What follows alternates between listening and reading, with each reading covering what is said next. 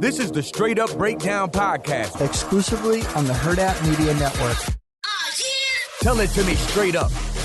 Hello, and welcome into the Straight Up Breakdown Podcast, proudly part of the Hail Varsity Network. I am Greg Smith, your Why Is It Still 40 Degrees Outside when it is almost April and allegedly spring, so I'm freezing friend. Today, I'm joined by WNBA's Atlanta Dream President and CEO, Morgan Parker-Shaw. Morgan, thank you so much for being on the show. How are you today? I'm great. Thanks so much for having me. Yeah, no problem. I definitely appreciate you taking some time out. I know you got a busy schedule, so I'm happy that you're able to join onto the pod today. So normally this is the point where I say that we've got a few segments that are mainstays of the show that we love. And the first one is Coach Speak, but I'm going to totally go this way. I'm going to put you on the spot, though, that I did not tell you about before this, because we're actually just going to change the entire format of the show just for you, because it's so cool that I have you on. It'll be a little different. So essentially what we're going to do is we're just going to talk to you about you and learn about you and in your life. So we're going to start with a real easy question here. Are you originally from Nebraska? If you are, where are you from? Well, I am not originally from Nebraska. I'm originally from Mobile, Alabama, but my family and I moved around a lot. But we lived in Nebraska for about 17 years. Okay. And so it was a natural fit for me to come to UNL and start my college career here. Okay, so that's what brought you here, is that you guys had family that lived here kind of before you decided to come this way for college? Yeah, I actually had always admired the business school here, the athletics department. I never actually aspired to work in athletics until I actually learned what the business side of sport was once I got a marketing internship here. So originally I went away to school my first 2 years at a place called Cotty College, tiny place in Nevada, Missouri, and decided one day that I needed to come back. I needed something a little bit bigger. I needed a place with more opportunity and something that was a bit more in line with some of the things that I wanted to learn. So I didn't tell my parents. I surprised them one day and I said, Mom, I'm coming home. I'm going to go to Nebraska. And they were thrilled. So that's how it all started. So as one thing that's always kind of interesting about those big life moments when you're going to surprise your parents on that, how nervous were you to do something like that? You know what? I was not nervous because in my heart of hearts, I knew it was the right move for me. And I think I had finally figured out after going off to college that I was in control of my own destiny and I was soaking up life and work and college and figuring out what was out there for me. And I just knew that I needed to explore something a little bit different in a little bit bigger place. Cotty was absolutely fantastic from a foundational perspective, but the things that the University of Nebraska, the doors that were opened here, the things that I was exposed to, it was familiar territory since my family lived in Omaha, but it was almost like not being with family because you were in a completely different world, exposed to things nationally and internationally while you were here on campus. Right. Okay. So then kind of fast forwarding a little bit then, so post-graduation, you said you didn't know that you were going to get into sports right away, but then you went into sports with the Kansas City Chiefs. So tell me about how you got to that point and what led you kind of to that opportunity with the Chiefs. Yeah, I will attribute it to the University of Nebraska and how I got to the Kansas City Chiefs. Heidi Kuka, who was in charge of the marketing department at the athletic facility. She actually hired me on as a marketing intern. I was in the College of Business. I needed an internship. There was a marketing internship posted and I had no idea. I knew I loved volleyball. I had played volleyball a little bit. And I thought, well, maybe that would be an interesting one. I had no idea the doors that it would open. The cool thing about the athletic department is when you're an intern or when you're a graduate assistant, you worked on, at that time, all 24 sports. It wasn't just about football and volleyball and some of the bigger ones. I had to market wrestling. I had to market tennis. We were in a group of young interns at the time who some of them actually still work here on campus today. Okay. And some of them have gone on to do some other really amazing, great things in sports and other industries as well. So, what was cool is that I was able to basically, Heidi actually catapulted me into situations that I didn't even know about. And so one of the ones was I had to be the green hat on the sidelines of the football games. And there was a woman named Amy who normally did that job and she was sick one week. And so I had to fill in for her. Well, little did I know, I had to learn every football hand signal. I had to stand in front of the football team and keep my eyes on the 50-yard line ref for anybody that doesn't know what a green hat does. Well, I had to learn it in 7 days and figured out that the broadcast space in sports is even a different track. And so without having been tossed into situations that I was unfamiliar with and having to learn it and sometimes learn it very quickly in an unfamiliar space, I would never have known that that was a career track. I would never have known that that actually might lead to some interest in football or sports in general and working on the business side. So long story short is there was one of those pivotal moments. Called up my dad and my mom and said, because I had just gotten a graduate assistantship here, fully paid for my grad school. And I called up my dad the next day and I said, I'm actually going to quit the graduate school and go work for the Chiefs. And he said, I don't think you'll ever make a living in sports, because it just wasn't exposed to us at the time. And so my one goal was to prove my dad wrong. Okay, so here you are years later. Maybe we're not going to jump that far ahead, because we've definitely done that. I can confidently say that. But what then was that first role with the Chiefs? And kind of what do you think you learned with that particular role that you were able to carry forward throughout the rest of your career? The first role with the Chiefs was as a manager of public relations. And that role was a very unsexy role. People think, oh, I've made it to the NFL. I've finally gotten this job that I've aspired to get. And it's supposed to be this amazing thing. It was hard. It was the grunt work. And frankly, it was not something that I had aspired to do. But what I realized from that job is you've got to roll up your sleeves and you've got to spend the time and you've got to perfect that. And you've got to find joy in it, because if you don't perfect that and you don't do what's required of you there, then you're not going to just be able to hop up the food chain and understand what the rest of your staff or your coworkers are actually going through. And I think that's what's been really helpful throughout my career, is I've been able to dive pretty deep in a lot of different places. It's helped me now as the president of a professional team saying, I've done that. I've done the grunt work. I've rolled up my sleeves. I've not only been on the court, not basketball, volleyball, but, I've also been, behind the scenes and in the locker room and understanding what the associates go through, the interns go through, what the athletes go through. So, then, one of the things too about the Chiefs is around here. Those that listen to the podcast know I record this in Lincoln, Nebraska. So there are a lot of Chiefs fans here, right? Yep. That is a team that is very tied into the community in Kansas City. So what did you learn about community building with being in a role with that team as well? You talk about a continuous team that constantly invests in the community. Their fan base is off the charts. In fact, I would attribute it to a lot of what Nebraska athletics experiences. It is something that they've invested in from a traditions perspective, from a rituals perspective. I had the great fortune when I was young and in those first roles with the Chiefs, I worked with Lamar Hunt. And when you think about what Lamar Hunt did for the NFL and starting the AFL, you think about him bringing the MLS into that franchise as well at the time. That was back when sports teams were almost just a big family. And so, I was able to walk down the hall and ask him a question if I had one. I worked in the days of Marty Schottenheimer, Dick Vermeil, Gunther Cunningham. And those were the days when you could literally walk into their office and ask a question. And, for good, bad, right, or wrong, I didn't know any different. And they were always kind enough to be able to open a door for me and answer a question. And I think I developed a little more confidence in that space to say, hey, I can create my own pipeline, but I have to do the work and I have to learn it and I have to understand it.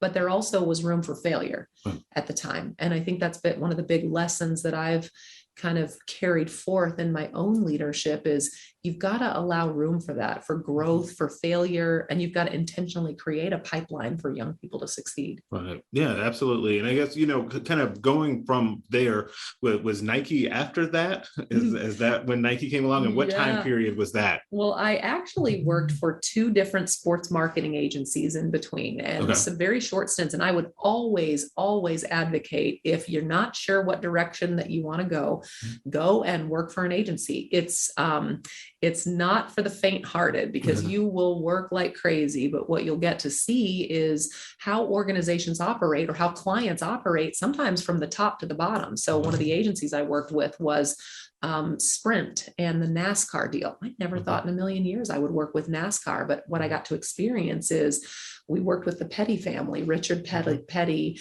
Kyle Petty, Adam Petty. And that was right when Adam Petty had the car accident and passed away on the track.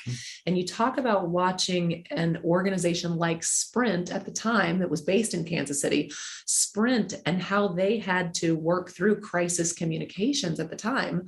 But I was on the agency side. So we did a lot of grunt work for them, but it allowed me to open up those doors and see how they handled it from the top to the bottom. So from there, I actually, I had quite a few opportunities. I wasn't really looking to leave, but there were a lot of opportunities out there. I had an opportunity to go work for NASCAR. And I asked myself, did I want to go do that? I had a job offer on the table to work with their community relations department. And I thought, well, what would happen if I put my name out there myself? And what if I went and marketed myself? And so I spruced up my resume and I went out there and I started to see what was out there in sports. And lo and behold, I had a couple of opportunities, one with the NBA, one with the WNBA, one with the Olympic Committee, and one with Nike. And at the time I chose Nike, and I had been hired for the job in Portland, Oregon at the headquarters. I had just purchased my first house before I was 30. That was a big goal. Good work. I know, good job. And literally probably a month later, I got the job, and off goes the moving truck and all the stuff in my new house going to Portland, Oregon. My boss from Nike, my very new boss, called me and said, I was sitting in my empty house, and she calls and she says, so what do you think about going to Manhattan? We want you to be a spokesperson for our women's sports group in New York, right in the middle of New York City. And I said, first of all, I think I puked. I think I wanted to vomit. I thought, well, number one, I've never aspired to be in New York City. Didn't think that's what I was signing up for. But with a little bit of conversation with my family, I said, you know what the heck? When am I ever going to get this opportunity? And I'm so glad I did, because once again, it pushed me completely out of my comfort zone. I ended up as a Nebraska girl at the time, Midwest and South, right in the middle of Manhattan, with a trailer full of stuff from a new house, which anybody that's lived in Manhattan, I don't know where you put that stuff. Yeah. So I was clearly the out of towner. So, what was fascinating is I worked in New York for 2 years. I worked on their communications team in their media headquarters and worked on all facets of the business, and then moved to Portland, Oregon, at the headquarters to do a lot of communication strategy, working on multiple different Olympics, and ultimately then being asked to help lead the NFL partnership as well. And that was pretty cool, because it's very intentional when working at Nike that they want you to change jobs every 2 years. And I didn't realize that at first, but I held 6 different positions in my 10 years at Nike. Wow. They intentionally do that to create versatility and to really make sure that you have a well-rounded experience to be able to think differently when they put you on a new job. So I worked for men's sports, women's sports, Olympics, the NBA, the NFL. I worked for all of their affiliate businesses. I did for a year communications for Cole Haan, Hurley, Umbro, and Converse, which was fascinating. You talk about going from pure sports to footwear, retail. Hurley was into the surf culture. You had Umbro, who was almost a competitor to Nike at that time in the soccer world. They've since sold off, I think, all of those brands and really focused on transferring their identity into digital technology. So it was almost, once again, incredibly important for me to train myself to think differently and to be comfortable being uncomfortable. And I was very uncomfortable in some of those positions. But once I found out, hey, I know the right questions to ask. There are people out here to help me figure out how to succeed. And they actually don't want me to think the same. They want me to bring different ideas. And that was something that I've now embraced and put forth in terms of how I lead my teams as well. So, okay, but before diving more into Nike, though, I have a question. You've done a lot of stuff there that I wanted to dive into further. So when you get the offer to then move from Portland to Manhattan, one of the things that you're kind of describing that is that you almost have to kind of bet on yourself to do something like that. And you kind of have to have a resilience in that. So where did that come from? Like, what made you then want to say, okay, you know what, I can do this? Yeah, that's a great question, because I don't think I was inherently born with that trait. Mm-hmm. So I'm the oldest of 5 girls. And, what was really big in my family is community and leaning on each other. And I lean on my sisters a lot, and they lean on me a lot. And I think there was a lot of conversation and a lot of coaxing. I can't tell you right now that I shoved myself off the rug Right. and said, let's go do this. There was something in me that kept nagging at me saying, Morgan, you can do this. Like, there's nothing that says you can't do this. Yeah, it's scary. But, it's just like now when I lead my teams, it takes a village. When I talk to our head coach, Tanisha Wright, who we just hired, she talks about the fact that it takes a village in teams too.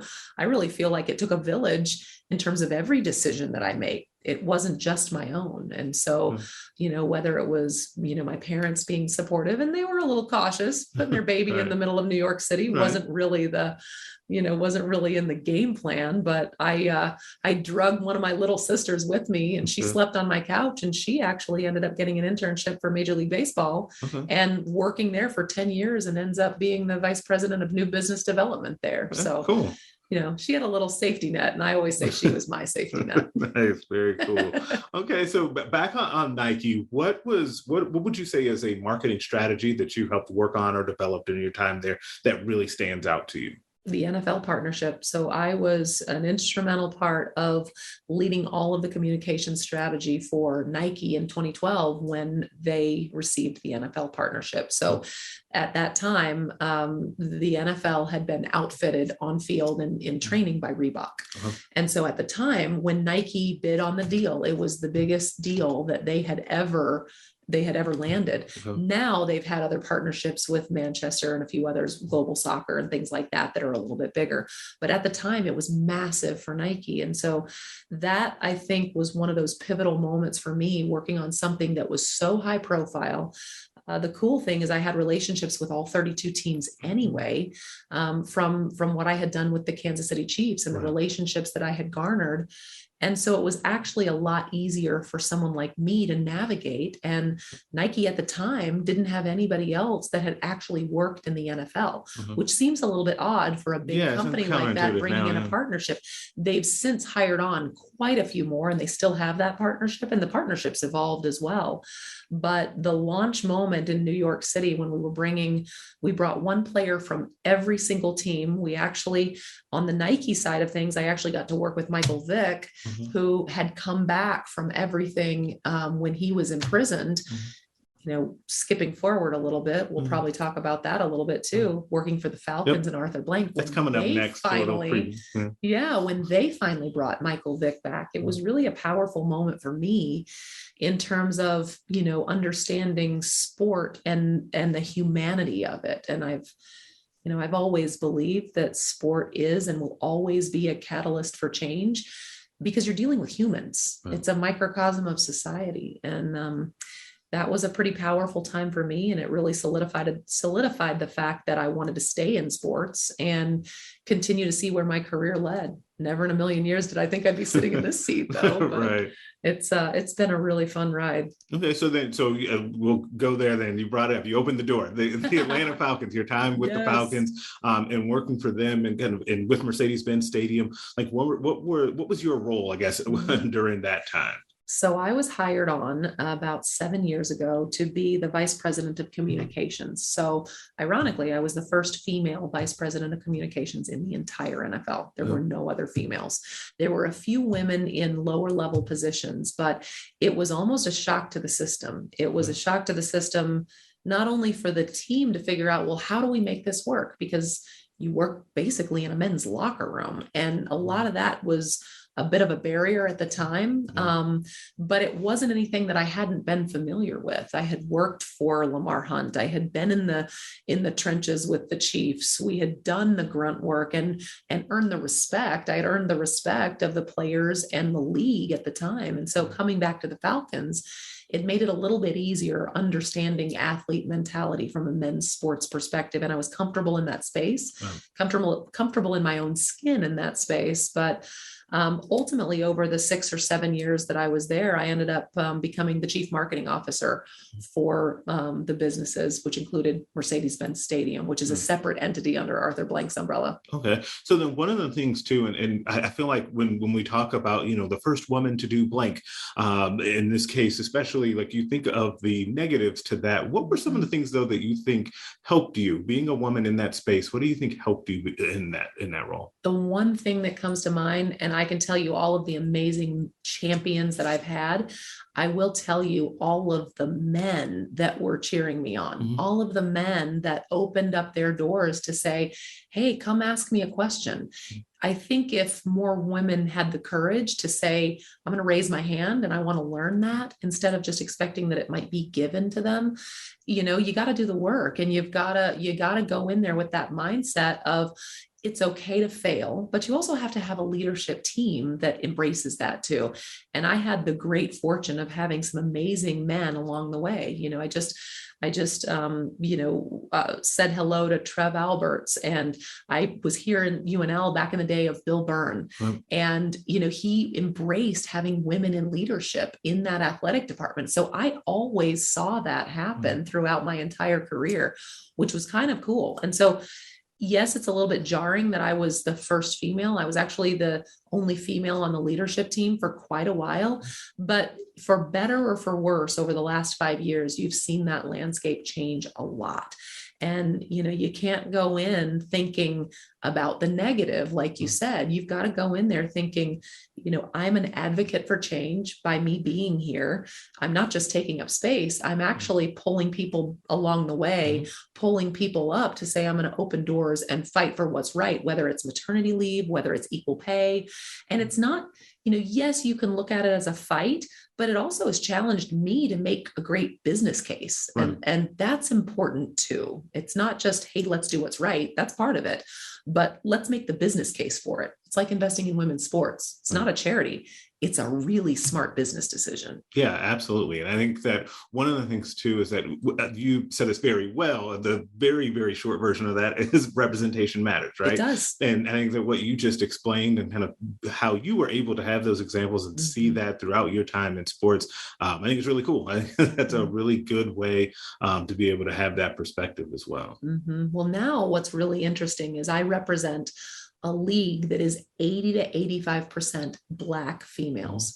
And it's been really important over the years. I've sat on multiple boards that support Black media or Black women in media, Black women in broadcasting. And I think it's important for me as a white woman. It's not just about women. It's also about marginalized communities that ultimately we have to invest in, especially with the WNBA now, and especially in Atlanta. You think about the community that we seek to serve, one of the most diverse cities in the entire United States.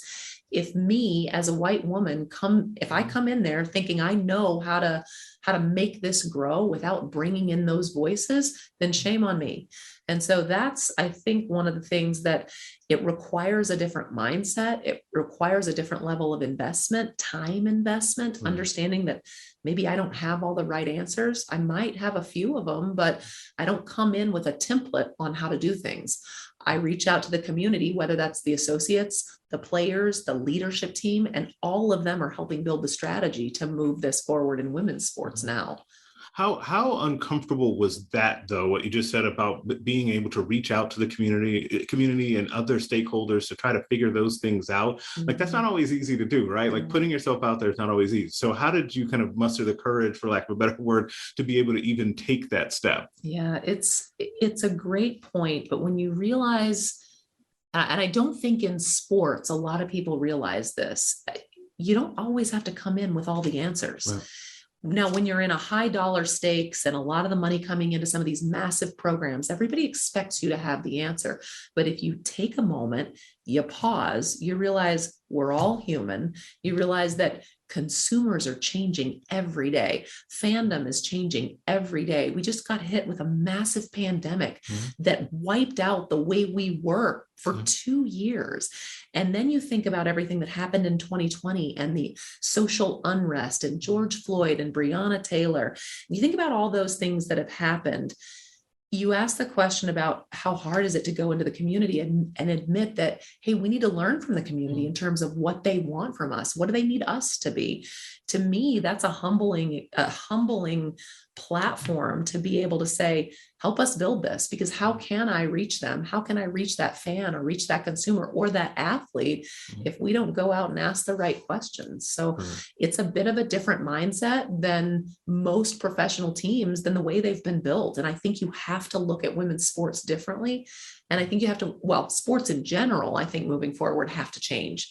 But women's sports in specific, if we're actually going to do what we know we can do in terms of shining a spotlight on them, providing resources, we've got to talk to them and we've got to talk to the community. Right. Okay. And so when you came into your role with the Atlanta Dream, we'll jump into that a little bit.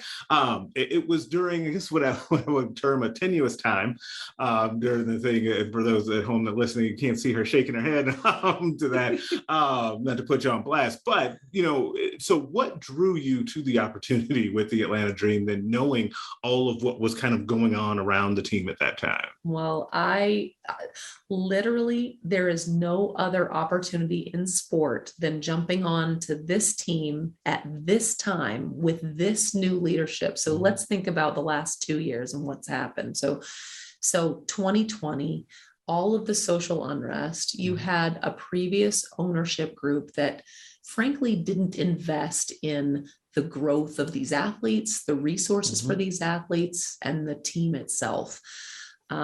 You basically had an owner stepping into being against Black Lives Matter. And when you've got a league of 80 to 85% Black women, and you say that isn't important, you can see why these athletes started to leverage their voices in a way that I think they didn't even know how powerful they could be.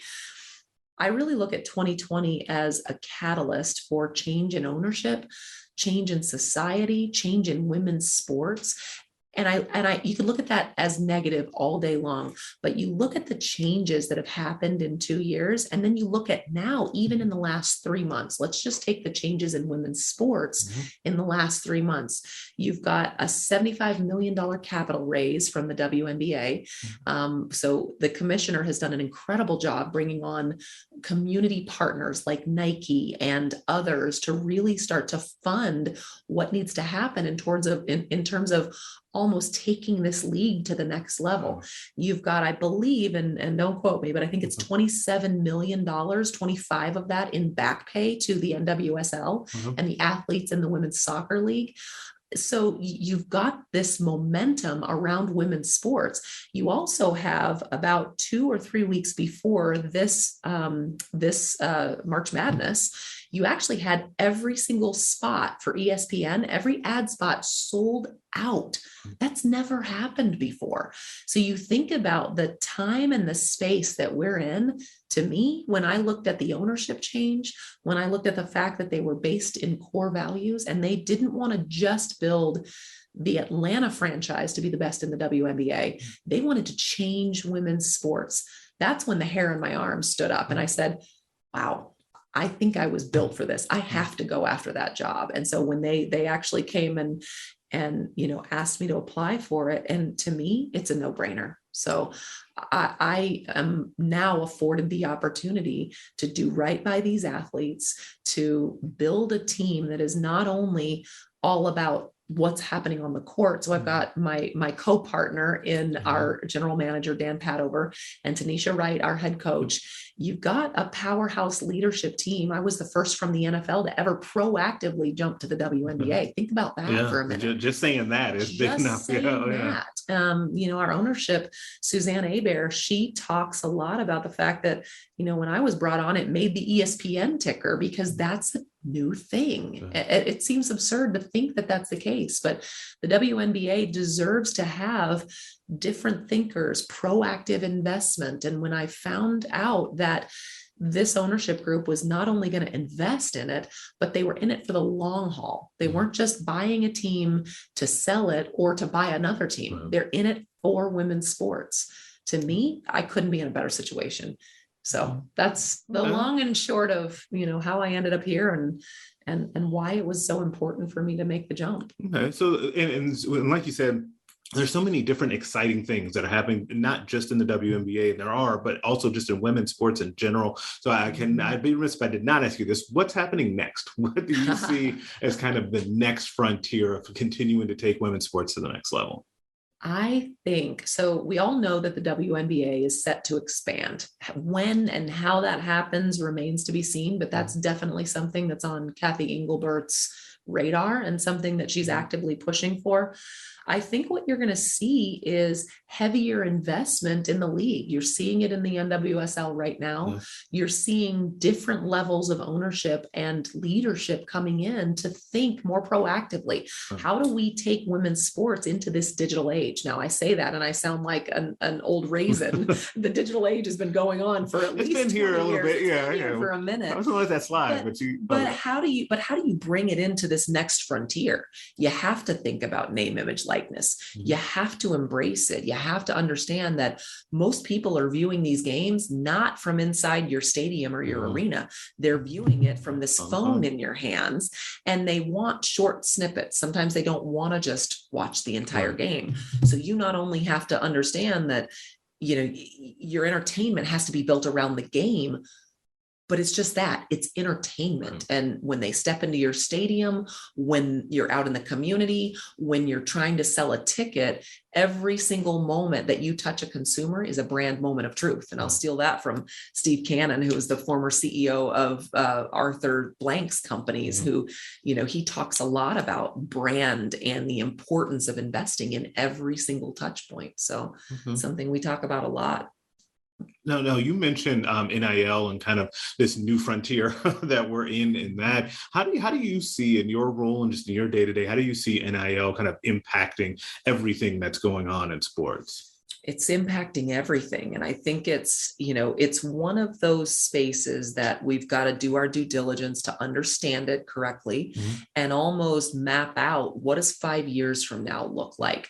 How do we look at where the money's going, how these athletes are informed and educated about how to use their own name, image, and likeness? How do we then start to embrace that and take it to the next level in a professional league like the WNBA? One of the things that the University of Nebraska is doing that I've seen over the past couple of days when I've been here, and you and I were talking about it earlier, is really the education around it. And that's so important, because if you're building your brand as a young athlete, half the time, and I'm just speaking from my own truth, is that I didn't know who the heck I was when I was 18 years old. You're still learning that, and that's okay. That's what college is for. And so now that there's an education piece anchored to the NIL business, I think that's what's so smart about the way UNL is approaching it, is to really help these athletes ask themselves the right questions, help them build their own brands, and then figure out where within this NIL space does it actually make sense for me? Because there's so many different facets of it. It's not just one thing. So. Gotcha. Okay, well, Morgan, this has been great. I could talk to you all day. We could do this literally for another hour, but I would not take up another hour of your time. Thank you so much for being on. Like I said, that's going to do it for us. Subscribe to the podcast everywhere you can listen to them. Rate us and leave us a 5-star review. If you only leave 4, I am inclined to think you're a hater, and nobody wants that. Make sure that you're checking out the other podcasts on the Hill Varsity Network, the Mind Your Own podcast, Varsity Club, Nebraska Preps Postgame Show, and the Hill Varsity Radio Show. You can also check out the Hill Varsity YouTube page, which I'm back on with the recruiting question video of the week. And you can find me on Twitter at GregSmithHB. I will catch y'all next time. A Huda Media Production.